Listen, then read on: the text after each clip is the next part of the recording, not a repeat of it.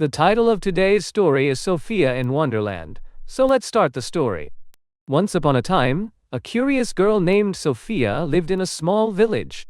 Sophia loved exploring and often dreamed about faraway lands and magical creatures. On a sunny afternoon, Sophia was sitting under a big tree with her sister, reading a book. Sophia, feeling bored, looked around and saw a white rabbit in a waistcoat hopping about. She was surprised when the rabbit took out the watch from his pocket and said, "Hey, I will be late." Out of curiosity, Sophia decided to chase the rabbit. She watched as she disappeared into a big rabbit hole under the tree. Without thinking, Sophia jumped into the hole and suddenly found herself falling down, down, down into a deep tunnel. It seemed as if she was falling forever as she passed by such unique objects as teapots and bookshelves. Finally, Sophia landed softly on a bed of leaves in a strange, brightly lit hall with many doors. Sophia got up. She saw that there were many small doors in the hall, and a small key was lying on the glass table in the middle, but that key did not fit in any of the doors. As she continued searching, she found a small door behind a curtain. The key fits perfectly. However, Sophia was too big to fit through the door. On the table, she finds a bottle labeled "Drink Me." Sophia hesitated but decided to take a sip. Immediately, she began to shrink until she was small enough to fit through the door. Through the door on the other side, Sophia entered a beautiful garden filled with vibrant flowers and unusual creatures. She wandered through the garden, marveling at the sights and sounds, until she found a large, smiling Cheshire cat sitting in a tree. "Hello," Sophia said politely. "Can you tell me which way I should go?" "It depends on where you want to go," replied the Cheshire cat with an enigmatic smile. "I don't know. I'm just hanging out here," Sophia admitted. "Then it doesn't matter which way you go," said the Cheshire cat, still smiling. "But if you really want a thrill, you go to the Mad Hatter or the March Hare. They're both quite mad, you know." Out of curiosity, Sophia thanks the Cheshire cat and decides to meet the Mad Hatter first. She continued down that path until she reached a long table set up for a tea party. The Mad Hatter, the March Hare, and a sleeping dormouse were all sitting at the table. "No place, no place." When they saw Sophia coming, they shouted. "There's plenty of room," Sophia said, taking a seat. That tea party was the most unique one that Sophia had attended. The Mad Hatter and the March Hare were constantly moving around, changing seats and asking riddles that made no sense. The dormouse kept sleeping and waking up, telling strange stories. Sophia became upset with all these things and decided to move ahead. As she walked away from the tea party, Sophia noticed a large castle surrounded by playing cards. Out of curiosity, she followed the cards and found herself in the court of the Queen of Hearts, a very assertive and demanding ruler. "Cut off his head," the queen kept shouting every few minutes, which frightened Sophia very much. The queen sees Sophia and invites her to play a game of croquet. The game was different from any croquet Sophia had ever seen. The hammers were live flamingos and the balls were elephant. During the game, Sophia saw the white rabbit again. He seemed even more nervous than before. "You should go," he whispered to her. "The queen is very dangerous." Sophia nodded and quietly walked away from the croquet game. She wandered around the palace gardens trying to find a way out. Suddenly her eyes fell on a court. The Knave of Hearts was on trial for stealing the Queen's hearts. The King of Hearts, playing the role of judge, called various witnesses, including the Mad Hatter, who gave very strange testimony. After that, Sophia was called to the stand. As she stood there, she realized that everything in Wonderland was becoming more and more absurd. "All this is rubbish," Sophia exclaimed. "None of this makes any sense." The Queen of Hearts turned red with anger. "Cut off her head," she shouted. Sophia gathered courage and told him. "You can't hurt me," she shouted back. "You're all just like a deck of cards." At that very moment, the cards rose into the air and began spinning around Sophia. She closed her eyes due to dizziness, and when she opened them again, she was back under the big tree with her sister. The sun was setting. "Sophia, you're dreaming again," her sister said, smiling. "Come on, it's time to go home." Sophia stood up, brushing the leaves from her frock. She took one last look down the rabbit hole and wondered if his adventure was real or just a dream. As she walked home with her sister, She couldn't help but smile, knowing that Wonderland would always be a part of her, whether real or imaginary. The title of today's story is The Scientist Princess, so let's start the story. Once upon a time in a faraway kingdom there lived a princess named Anastasia.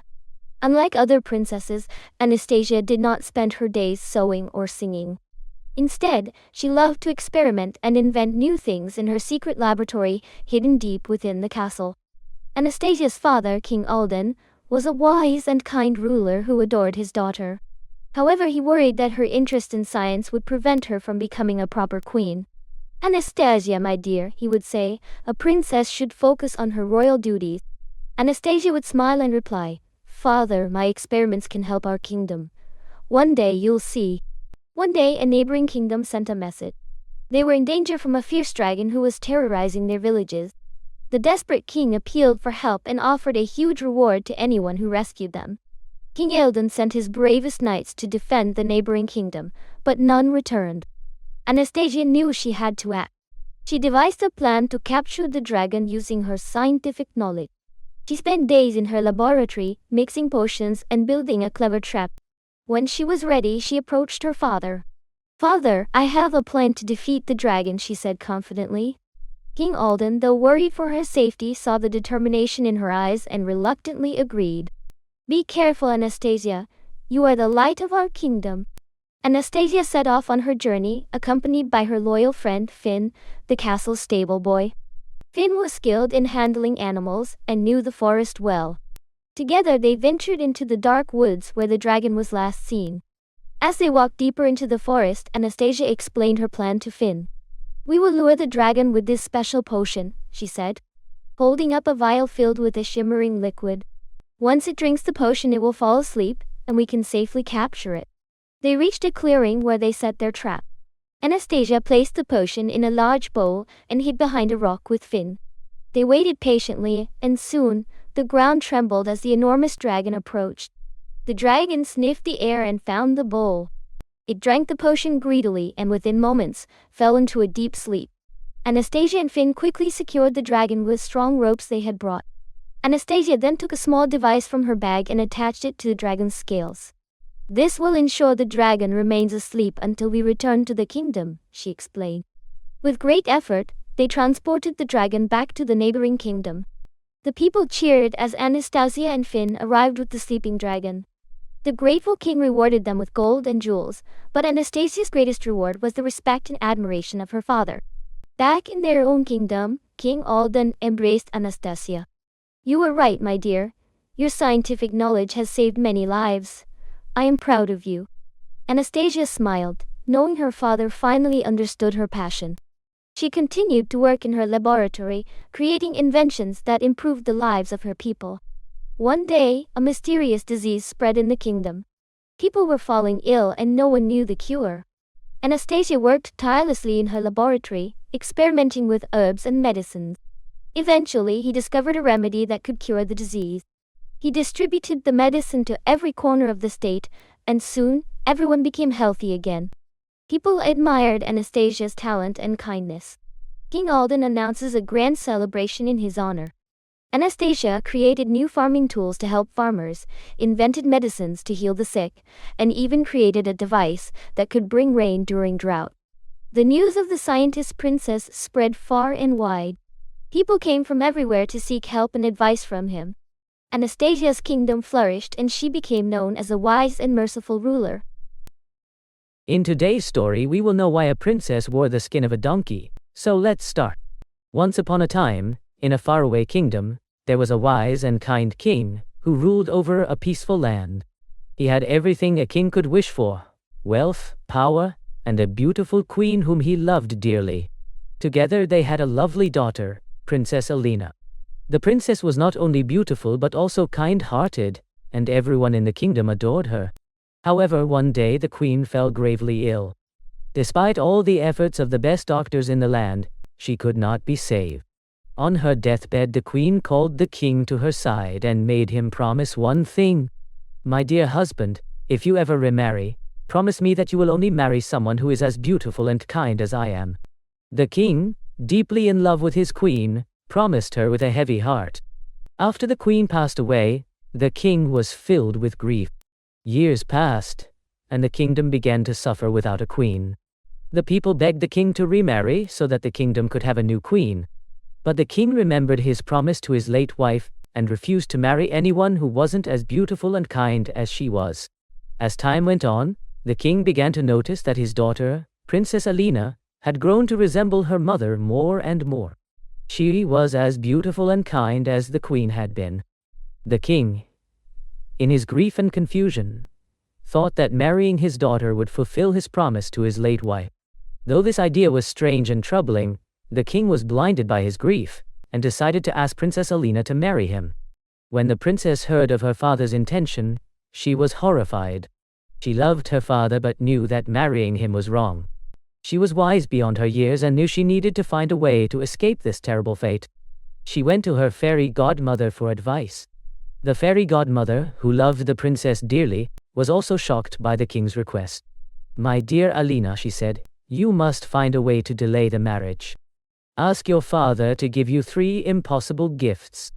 This will buy us time to think of a plan to help you escape." The princess agreed and returned to the king.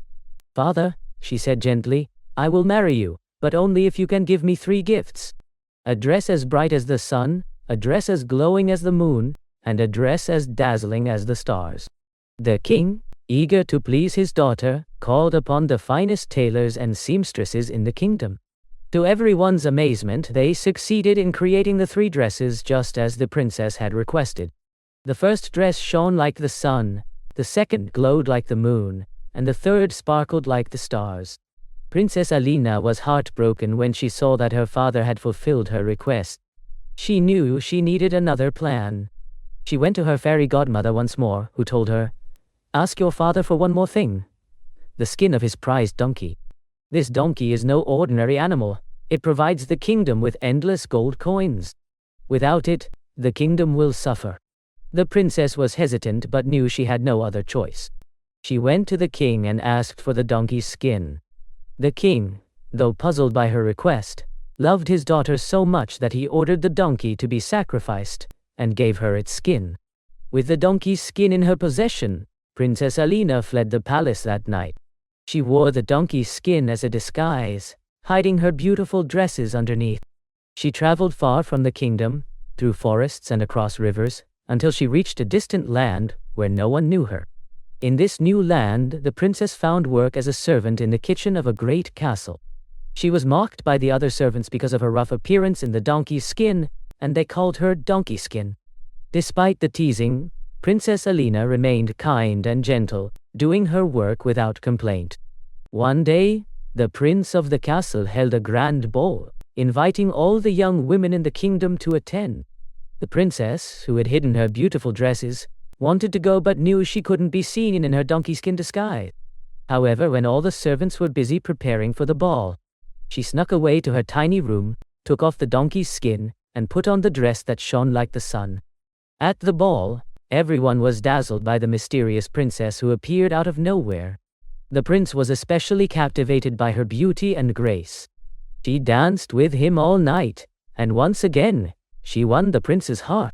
The next night, the prince held another ball. This time Princess Alina wore a dress that shone like the moon.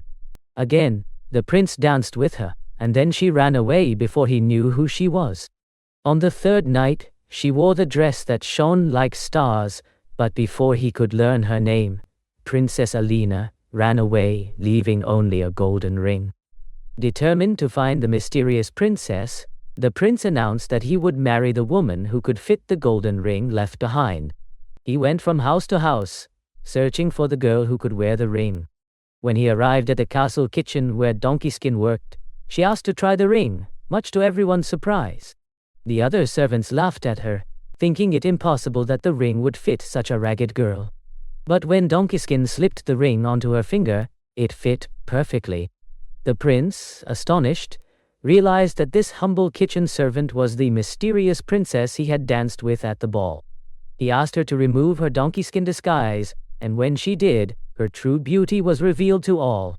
The prince and Princess Alina were married in a grand ceremony, and they lived happily ever after. The king, her father, who had been heartbroken after his daughter's disappearance, was invited to the wedding. He realized his mistake and was filled with joy to see his daughter happy and safe. And so, Princess Alina became the queen of the new kingdom, ruling with kindness and wisdom. The title of today's story is The Princess Who Never Smiled. So let's start the story. Many years ago, there was a king in Russia. The king had a beautiful daughter who grew more beautiful every year. To keep her happy, the king gave her everything she wanted. She had the finest clothes, the most beautiful jewelry, the tastiest food, and the best entertainment.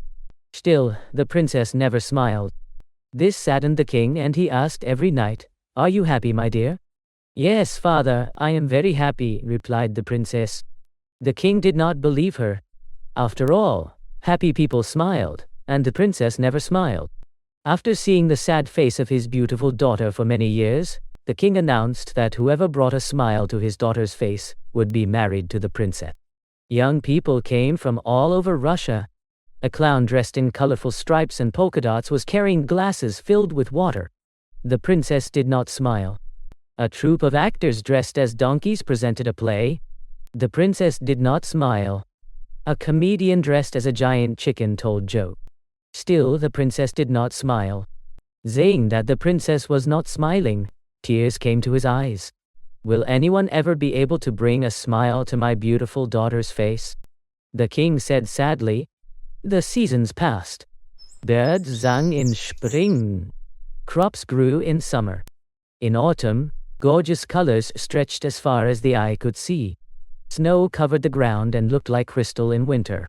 Still, the princess did not smile. The king did not know what else to do.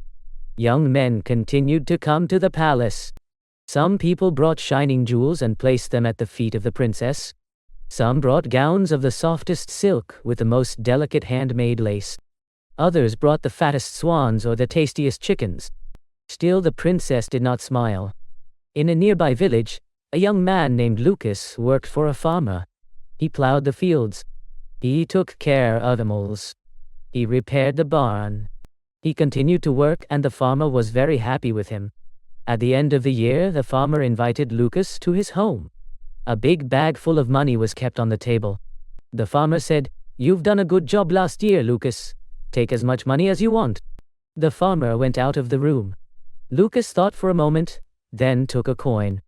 After all, he was an honest man and did not want to be greedy. Lucas went to the town well for a sip of water. As soon as he drank the water, the coin slipped from his hand and fell into the water with a splash. Lucas kept looking into the well for a long time. "Maybe I didn't try hard enough," he thought. "Of course, that's why my luck was so bad." He resolved to work harder next year. The seasons passed again. Lucas planted corn in the spring.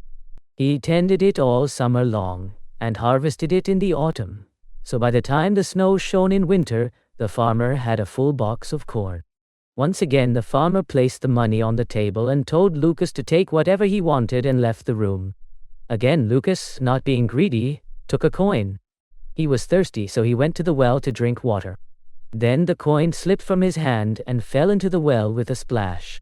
Again, Lucas decided to work harder the next year, because he thought, "I might not have worked well enough this year." The third year came and went. Lucas worked even harder. He rarely slept.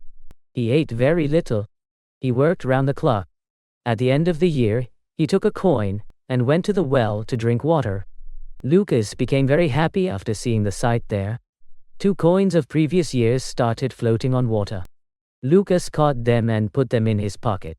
"Now the time has come for me to see the world," he said, and he left the village. Lucas walked through a meadow. The sun was shining overhead and warming him, so he stopped for a moment to enjoy its glow.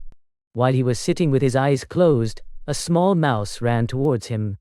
"Sir, please, give me a coin. I want to eat cheese from the market. I promise I will help you if needed." Lucas smiled at the mouse and gave him the coin. The mouse jumped off Lucas's foot and went back into its hole. Lucas continued his journey and soon reached a dense forest. The trees were close to each other and kept the ground dark, and the forest creatures were unusually silent. Lucas proceeded cautiously, but soon he met a beetle. "Sir, please, give me a coin. I have to bring home the things. I promise I will help you if needed." Lucas was very kind, gave the beetle a coin, and continued on his way. While walking, he felt thirsty. There was a spring nearby, so he stopped there to drink water. "Sir, please, give me a coin. One day I will definitely help you in return." Lucas looked down and saw a frog swimming at the water's edge. He couldn't refuse, so he gave his last coin to the frog. The frog took the coin and went back into the water. Lucas soon arrived in town. People started moving here and there. Horses were running on the road. People's voices were coming from all sides. Lucas looked around, not knowing where to go. Eventually, he saw the king's palace at the end of a long road and decided to head in that direction. Lucas watched the people throughout the city and soon stopped to rest in front of the princess's window. He looked up and was amazed at her beauty. He became dizzy and fell into the mud in front of the castle. At that very moment, frog, beetle, and rat came there. The frog gently shook Lucas's face to wake him up. The beetle immediately cleaned Lucas's shoes, and the mouse cleaned his coat of mud. Up the road, the princess saw small creatures caring for the young man. His actions touched his heart. He whispered, and she smiled. He must be a very special man, inspiring these creatures to care for him so well. The princess started laughing loudly. "Look, the princess is smiling," shouted an old woman on the street. There was a wave of happiness in the city, and the king jumped with joy. He called the soldiers and invited Lucas to the palace and hosted him well. As the king had promised, Lucas and the princess were married. From then on, they were always happy. The title of today's story is Rumpelstiltskin, so let's start the story. Once upon a time, there lived a poor mill owner named Thomas in a small village. Thomas was a big talker. He liked to tell lies to people. But he had a beautiful daughter. He also spread rumors about his daughter, Tiana. He used to say, "My daughter is very talented. She can turn straw into gold." Word of Thomas's boasting reached the king. He was a greedy man who loved gold more than anything else. He called Thomas and Tiana to the palace. The king said, "If your daughter can turn straw into gold, bring her to me, and I will make her my queen." Thomas, frightened by the king's command, brought Tiana to the castle. The king locked her in a room filled with straw and a spinning wheel. "You have until morning to spin this straw into gold," he said. "If you fail, you will be punished." Tiana sat in the room, tears streaming down her face. She had no idea how to spin straw into gold. Just as she was about to give up, a strange little man appeared. He was small, with a long beard and twinkling eyes. "Why are you crying?" he asked. Tiana explained her predicament. The little man smiled. "I can help you," he said. "But you must give me something in return." Desperate, Tiana agreed. She gave the little man her pearl necklace, and he set to work. By morning, the room was filled with gleaming gold. The king was overjoyed but greedy for more. He locked Tiana in a larger room filled with more straw. "Spin all this into gold by morning," he demanded. Again, Tiana wept. And again, the little man appeared. This time, she gave him her ring, and by morning the room was filled with gold. But the king was not satisfied. He led Tiana to an even larger room filled with straw. "If you can spin all the straw into gold," he said, "I will marry you." Tiana was more desperate than ever. When the little man appeared, she had nothing left to give. "I have nothing to offer you," she said. The little man thought for a moment. He said, "You have to promise to give me your first child." Tiana had no other option, so she reluctantly agreed. The little man turned the straw into gold, and the king kept his promise. He married Tiana, and she became queen. Years passed, and Tiana forgot about the little man. She and the king had a beautiful baby boy. One night, the little man appeared in her room. "Remember your promise," he said. "Give me your firstborn child." Tiana was horrified. She begged the little man to let her keep her son. He thought for a moment and then said, "I will give you 3 days. If you can guess my name, you may keep your child." Tiana agreed, and the little man disappeared. The next day, she sent messengers throughout the kingdom to collect names. That night, the little man returned. Tiana guessed many names. Is it John, Michael, William? But each time the little man shook his head and said, "That's not my name." And he disappeared. The next day, Tiana sent out more messengers. That night, she guessed again, "Is it Robert, Peter, Paul?" But the little man just laughed and said, "That's not my name." On the third day, one of Tiana's messengers returned with news. "Your Majesty," he said, "I saw a strange little man in the forest. He was dancing around a fire and singing a song. Tonight my plans I make. Tomorrow, the baby I take. The queen will never win the game, for Rumpelstiltskin is my name." That night, when the little man returned, Tiana pretended to be puzzled. She guessed a few more names. "Is it George, Edward, Henry?" The little man laughed and said, "That's not my name." Finally, Tiana smiled and said, "Is your name Rumpelstiltskin?" The little man's face turned red with anger. "How did you know?" he screamed. In a fit of rage, he stamped his foot so hard that he sank into the ground and disappeared forever.